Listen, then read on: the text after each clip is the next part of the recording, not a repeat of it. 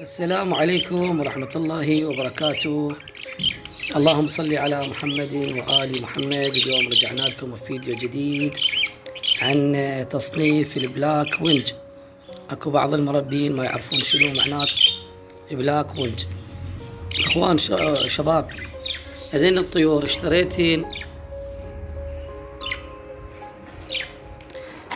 اشتريتين ذني قبل 4 أشهر. ذني هذا الفحل فوق بلون الموف، وهاي الجوة بلون أصفر وأخضر. هذين اشتريتن قبل 4 شهور. اشتريتن هن وبتهن وياهن، أخذتن ب60,000. هذين كان الزوج مالهن ب400,000. فصار نزول بالطيور.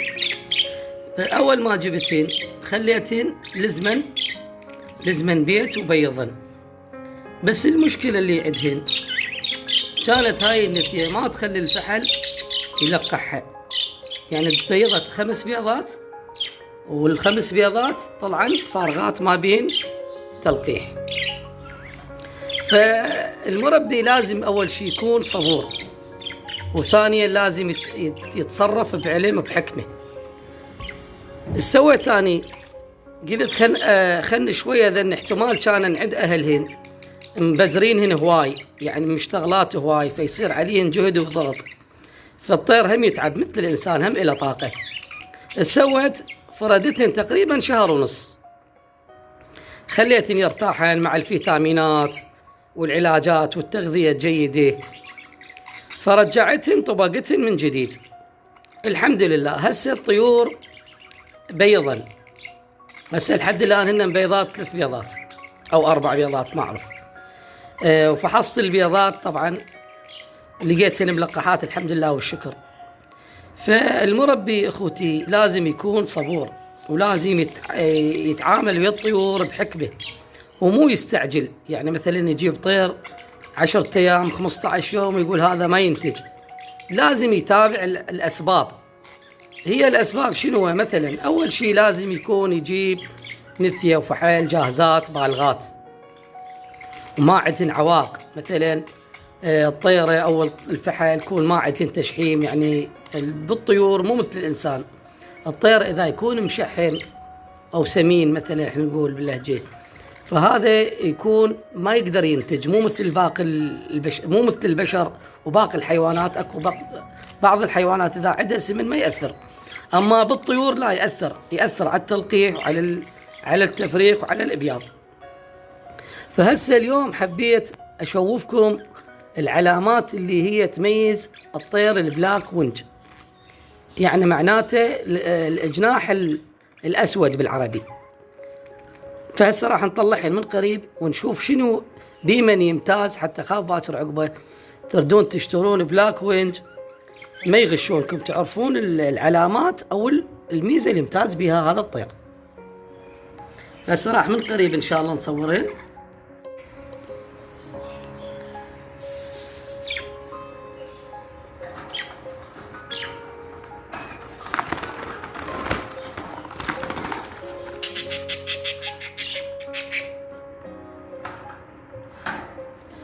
أخوتي هاي بالنسبة هاي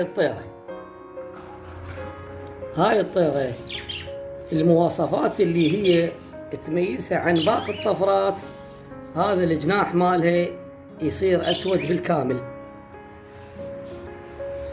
هذا الجناح مالته يسمونه كلير، يسمونه بلاك وينج. البلاك معناته الأسود، والوينج يسمونه بالعربي يعني سلاح الطيران. هذا الريش الكبار يسمونه سلاح الطيران، يسمونه بالانجليزي يسمونه وينج. اما هذا الظهر مالته يسمونه الريم. شوفوا الالوان مالتها تصير يعني غريبة. شوفوا يعني النقشة مالتها مال ظهرها، الظهر من فوق مالتها يصير غريب، يعني لا هو باندد، لا هو هوريكال، لا هو يعني صافي الجناح. وشوف الصدر مالتها اخوتي يتميز بعلامات، ولو هي هسه عندها غيار ريش وتعرفون هي مبيضة، تصير هنا بيها دقات مثل السبعة، سبعات صغار بكل ريشه باللون الاسود.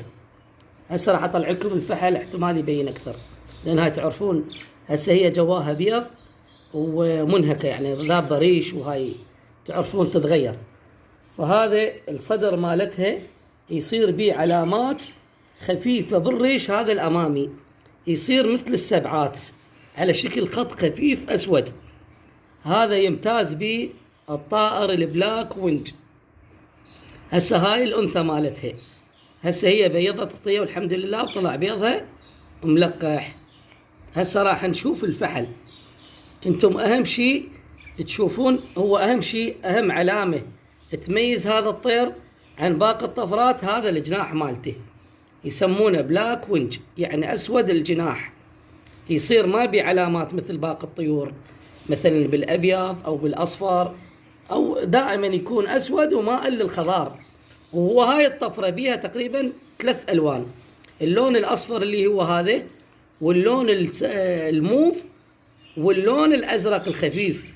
هاي الطفره ما عندي مالت الازرق، بس حاليا عندي هذا الزوج اني جاي اشتغل عليه، وان شاء الله بيضا وكم يوم ان شاء الله نفتح العش مالتهن ونشوف شنو التطورات. هسه راح اجيب لكم الفحل.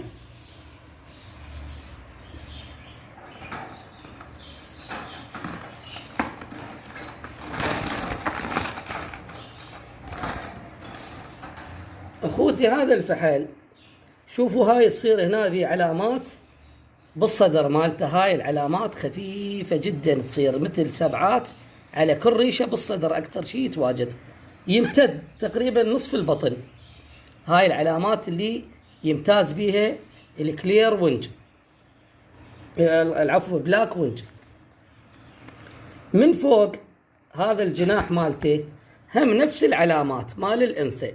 شوفوا الجناح مالته يصير اسود، بس الانثى بها علامات اقوى، تعتبر خط اول بالنسبه للبلاك وينج. هذا الفحل مالته اللي هو بلون الموف الرصاصي فاتح. هذا شوفوا الجناح مالته اخوتي، وشوف الرم باله هم يصير غريب اللون مالته والذيل، يعني يصير سواد داكن به. شوفوا عيني. هسه هذني اهم الصفات اللي يمتاز بها الطير البلاك وينج. شوفوا الجناح اخوتي، هو اقوى علامه به هي، هو بعد من بين الكتاب من عنوانه يسمونه بلاك وينج، يعني اسود الجناح احنا نسميه بالعربي. وهذا قلنا مثل ما قلت لكم، هذا الصدر مالته شوفوا، هاي الريشات ذني يصير بين مثل السبعات خفيفه ممتده للبطن، تجي لي جاي بس هسه لان بالكاميرا ما يبينن. هاي الصفات اللي تدل على هذا الطير بلاك وينج. هسه هو صار به النزول طبعا، كان الزوج مالتهن ب400,000، هسه صار تقريبا ب60 ب70. احنا مو للغايه السعر لو الماده، احنا نريد نتعرف على الطفرات ونريد نعرف على تصنيف الطيور حتى يصير عندنا فكره. وشكرا لكم على حسن المتابعه، وان شاء الله بالايام الجايه راح نصور لكم افراخ اذا طلعن، او نفتح لكم العيش وتشوفون البيض مالين.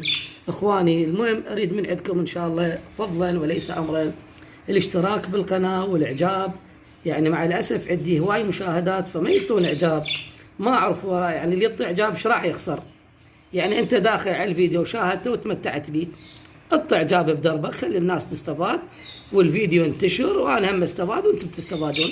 وشكرا لكم، وان شاء الله في فيديو قادم. الى اللقاء.